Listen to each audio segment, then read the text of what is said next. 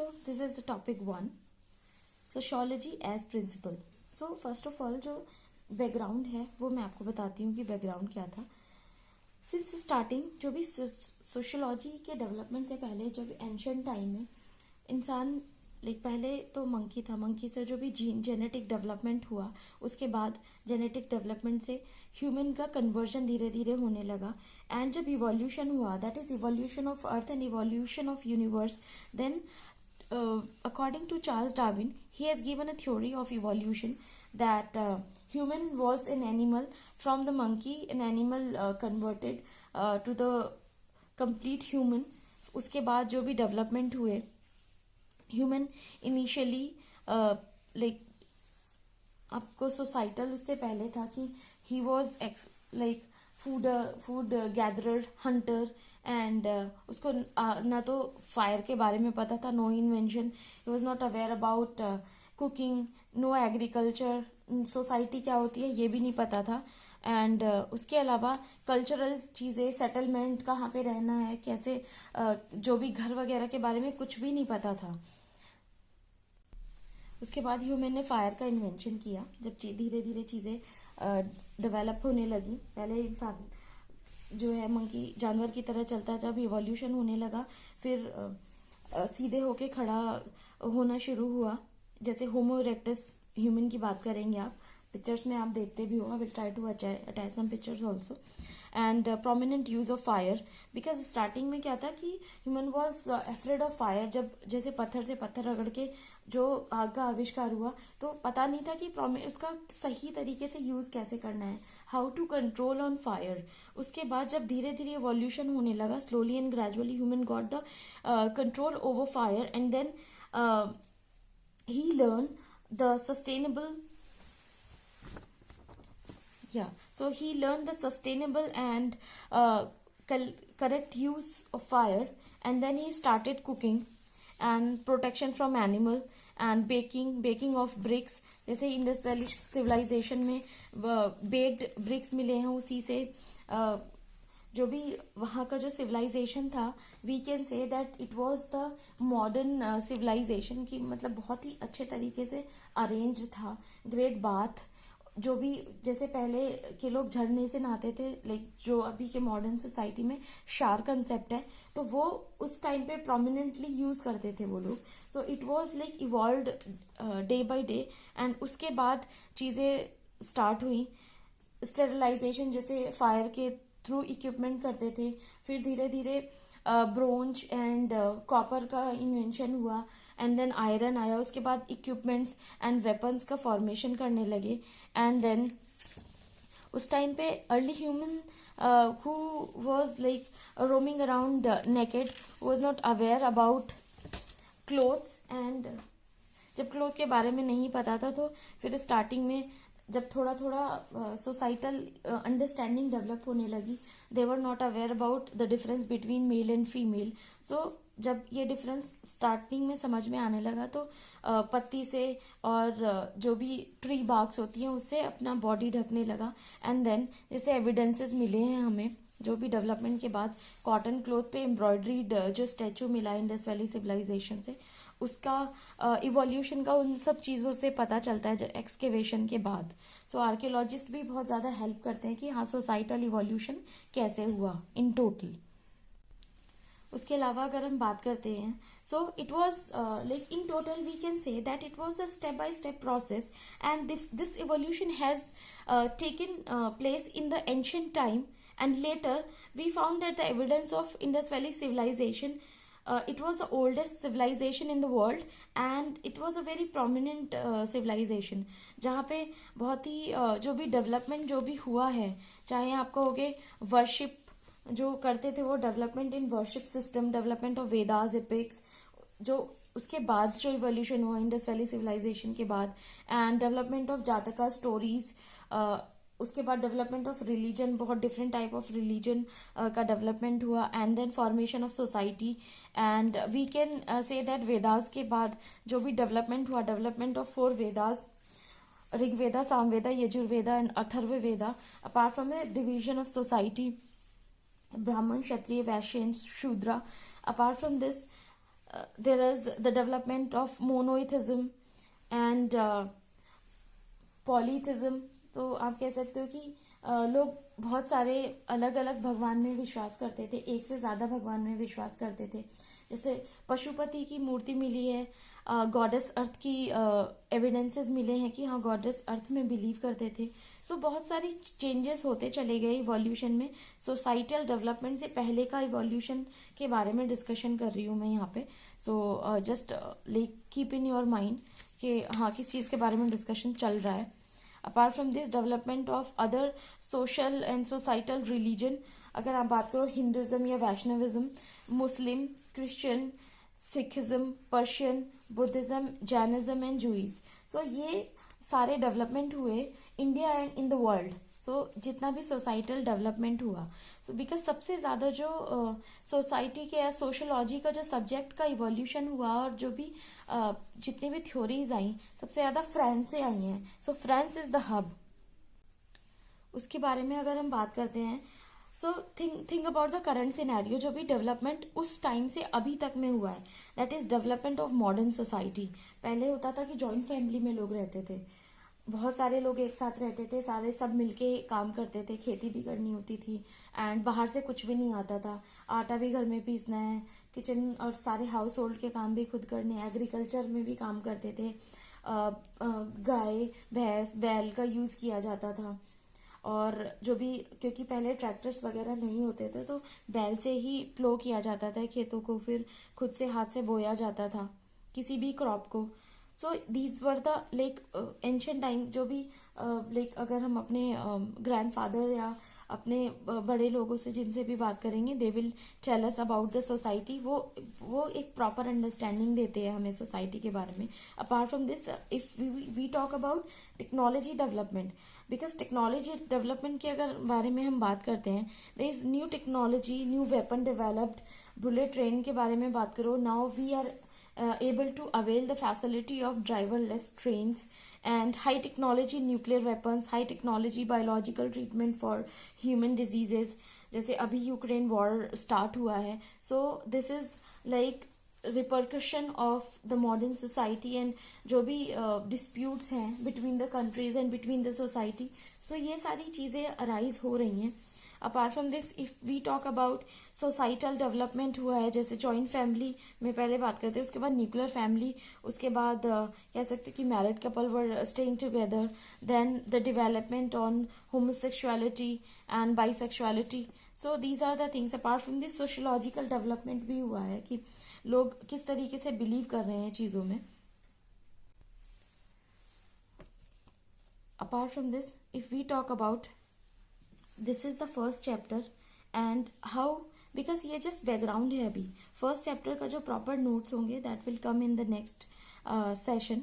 So I will try to finish it as earliest as possible. कि चीजें ये क्योंकि स्टार्टिंग है, उसके बाद थोड़ा सा टाइम ज्यादा लगेगा. So just make in the understanding कि इवोल्यूशन कैसे हुआ, यूरोपियन सिस्टम का इवोल्यूशन स्टार्टिंग से कैसे हुआ, अगर हम यूरोपियन सिस्टम की बात करते हैं तो. Because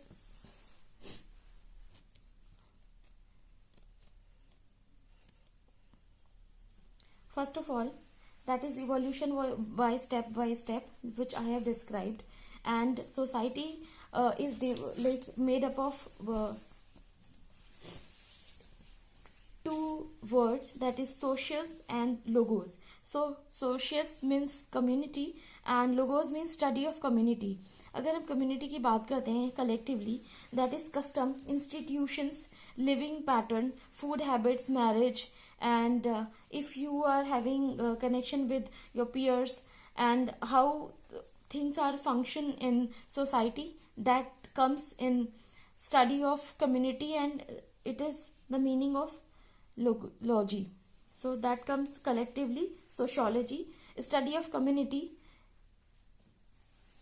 And if we talk about sociology as discipline, modernity, change in Europe and emergence of society, कैसे कैसे start हुआ, because हम ये सारी चीजें यूरोप के टर्म में बात कर रहे हैं and we will like take it one by one.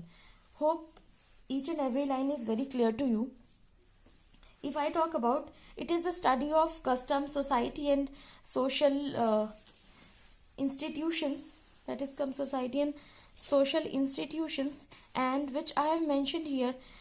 Sociology is scientific study of society.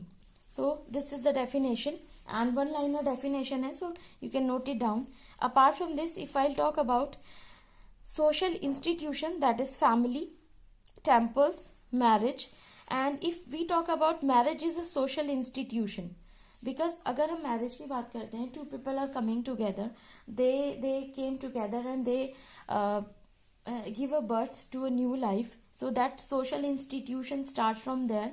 And thinkers बोलते हैं कि religion is good, social institution में marriage is good, and हमारे वेदास और जितने भी सोशोलॉजिकल थिंकर्स और जितने भी इपिक्स है उसमें लिखा गया है कि marriage is a sacred institution and that is important to marry, and it is a sacred thing that will give you opportunity to give a birth to new life and you can proceed your family.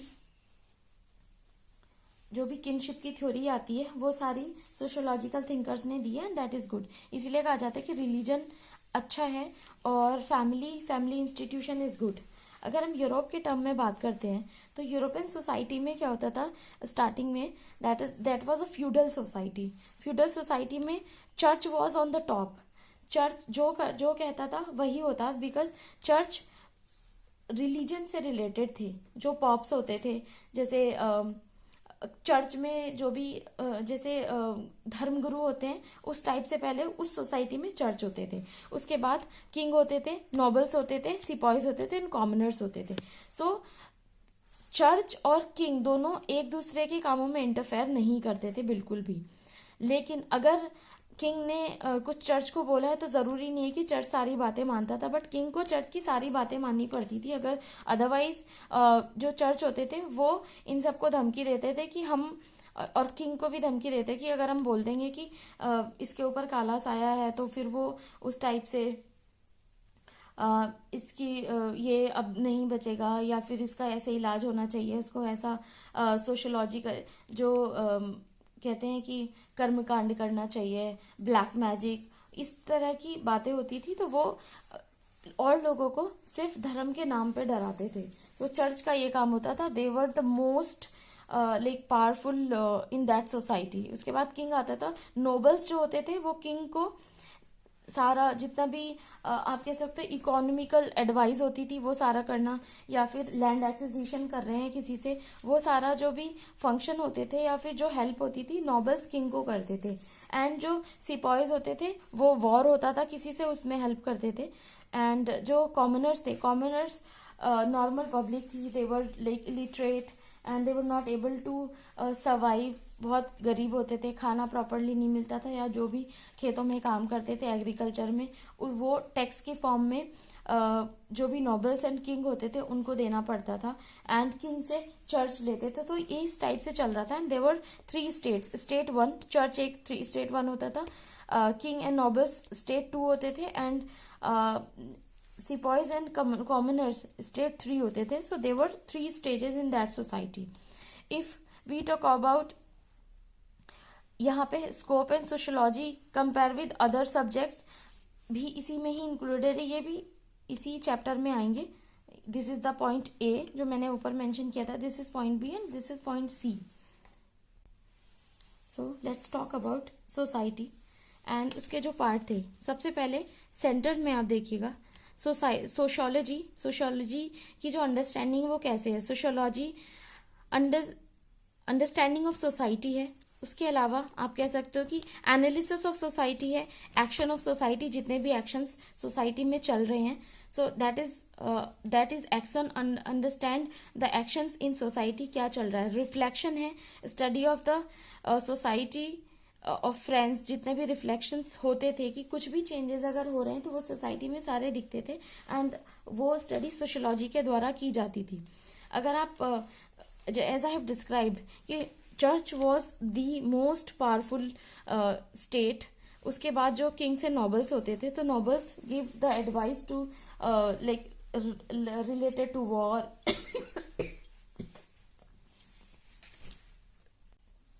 So that was related to war, economy and other state related things. उसके अलावा अगर हम church की बात करते हैं, so I have mentioned here about church की जो पावर थी, मोस्ट पावरफुल कॉल्ड पॉप. उसके बाद इन्फ्लुएंस अदर स्टेट्स को भी इन्फ्लुएंस इजीली कर सकते थे और वो धमकी भी देते थे राजा को. Church and the king both were separate entity. So ये दोनों एक दूसरे, चर्च और किंग दोनों एक दूसरे के काम में कोई दखलंदाजी नहीं करते थे. उसके अलावा church was the custodian of religion. जो चर्च होते थे वो अपने आप को रिलीजन का कस्टोडियन समझते थे कि हाँ जो हम कहेंगे रिलीजन में वही होगा. उसके अलावा अगर हम कॉमनर्स की बात करेंगे, they were down ridden and they afraid of societal things. And उसके बाद आप बात करते हो, we called them as proletariat in sociological term. So that is the important term. वो तो इजीली, मतलब जब पढ़ने लगेंगे धीरे धीरे तो इजीली याद होने लग जाएगा. अपार्ट फ्रॉम दिस, उसके बाद अगर हम बात करते हैं सो कॉमनर्स के बारे में, एक नॉर्मल सी चीजें हैं कि अगर रिलीजन है सोसाइटी में तो वो क्यों इम्पोर्टेंट है. सपोज करो कि कोई बंदा है, वो मतलब किसी चीज से डिप्रेशन में चला गया है, देन वो क्या करता है. आपने देखा होगा कि इन नॉर्मल सोसाइटी हम भगवान को याद करते हैं, या किसी ने हमारे साथ बुरा कर दिया तो फिर हम कहते हैं कि हाँ भगवान देख लेगा इसको. तो वो होता है कि एक मेंटल पीस खुद को फील होने लगती है. ये सोशोलॉजिकल थिंकर कह रहे हैं, मैं नहीं बोल रही हूँ ये. तो ये सोशोलॉजिकल थिंकर बोलते थे कि religion is important. It gives us the strength mentally, emotionally. अगर कोई किसी का ब्रेकअप हो गया है तो वो इमोशनली वीक होता है, बट वो रिलीजन का सहारा लेके बोलता है कि नहीं, जैसा इसने मेरे साथ किया तो उसके साथ भी वैसा ही होगा, या दीज टर्म्स. सो सोशोलॉजिस्ट भी सेम थ्योरीज को सोसाइटी में जो भी स्टडी किया उन्होंने, and on the basis of those things sociologist has given these theories that emotionally it gives us emotional strength, and it gives us more emotional stability and focus on other things. That is why इन सारी चीजों को collectively जो study किया गया sociological thinkers के द्वारा, that we can call it as sociology. And sociology is scientific study of society. So feudal society के development की बात करते हैं स्टार्टिंग में, that is in the European state. European stages की बात करें, सबसे स्टार्टिंग में जो था डार्क एज था, जिसमें church, king, nobles and commoners थे. एंड उसमें लोगों को पता ही नहीं था, बहुत अनएजुकेटेड थे लोग. सबसे पहले इग्नोरेंस थी, सुपरस्टिशियस थे, अंधविश्वासी थे. कोई भी किसी को भी एक बीमारी होती थी वो नीम हकीम के पास या किसी वैद्य के पास चले जाते थे. किसी को चाहे पेट दर्द हो, किसी को चाहे सर दर्द हो या बॉडी पेन हो, किसी का दिमाग ठीक से काम नहीं कर रहा है, हर चीज के लिए सिर्फ एक ही बंदा होता था. स्पेशलाइजेशन किसी चीज का नहीं होता था. डिजीज बहुत ज्यादा होती थी, एग्रीकल्चरल लाइवलीहुड के लिए प्रॉब्लम होती थी, एंड इंडस्ट्रीज उस टाइम पे एब्सेंट इंडस्ट्रीज नहीं थी. सो उन सब चीजों की वजह से लोगों को बहुत ज्यादा प्रॉब्लम फेस करनी पड़ रही थी. आफ्टर दैट ये 5th से 15th सेंचुरी तक ऐसा ही सब कुछ चलता रहा. उसके बाद इन 14 से 18th सेंचुरी के बीच में एक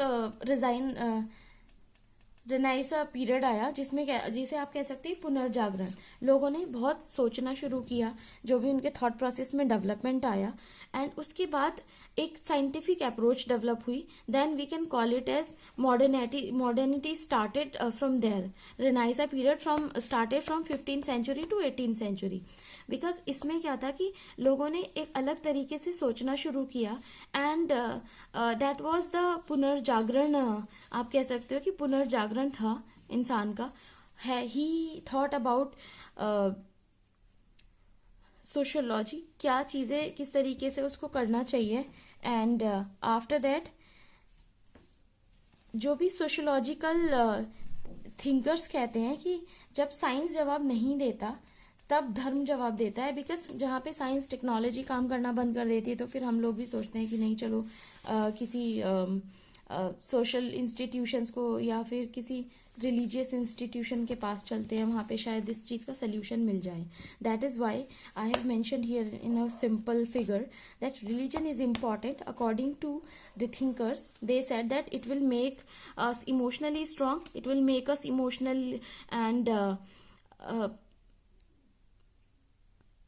it will make us come out of the depression and prevent the depression. उसके अलावा हमें एक स्ट्रेंथ प्रोवाइड करता है कि हाँ चीज़ें हमें करने के लिए मोटिवेट करता है कि हाँ हम आगे की चीज़ें कर सकते हैं. सो दिस इज बिकॉज बहुत सारे मेडिटेशन सेंटर्स होते हैं, उसमें भी आपको ये नहीं बोला जाता कि आप पर्टिकुलरली किसी रिलीजन या किसी को आप डिसरेस्पेक्ट करो, या they just give you the preachings. अगर अच्छे इंस्टीट्यूशंस की बात करें तो they just give you preachings कि हाँ आपको अपनी एडवर्स कंडीशन से बाहर कैसे निकलना है.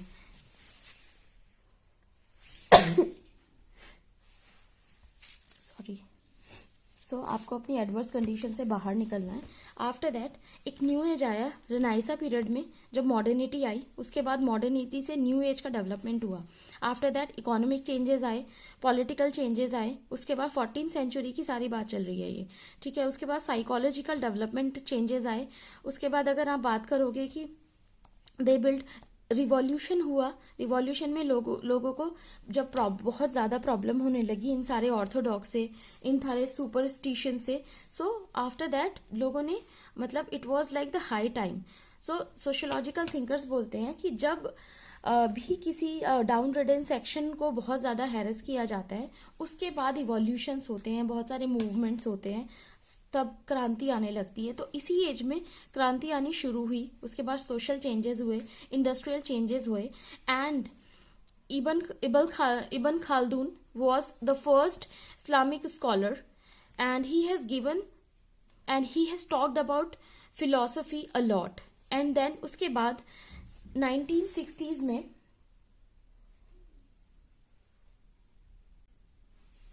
उसके बाद 70-60s में यूरोपियन फ्यूडल स्ट्रक्चर में चेंजेस आए. उसके बाद it became liberal, equality and fraternity, तीनों चीजें उसमें स्टार्ट हुई आनी. सो इससे फिर न्यू कल्चर का डेवलपमेंट हुआ, न्यू सोसाइटी का डेवलपमेंट हुआ. अगर हम बात करते हैं सोशियोलॉजिकल थिंकर्स की, सो जो particular I am just describing you कि कौन सा जो सोशियोलॉजिकल थिंकर है वो कहाँ से बिलोंग करते थे. So first of all France was the largest hub of sociology, और वर्ल्ड में सबसे ज्यादा जो भी सोशियोलॉजी पे बात हुई है, जो सब्जेक्ट वहां से निकला है, सो वो फ्रांस से निकला है. And it was the main place where sociology has evolved. चाहे आप मॉन्टेस्क्यू की बात करें, Saint Simon Auguste Comte, he was the father of sociology. उन्होंने अपने जो भी उनके जो टीचर थे उसके बाद से, बिकॉज वो उनके टीचर ही रह गए, इसके बारे में I will discuss in detail.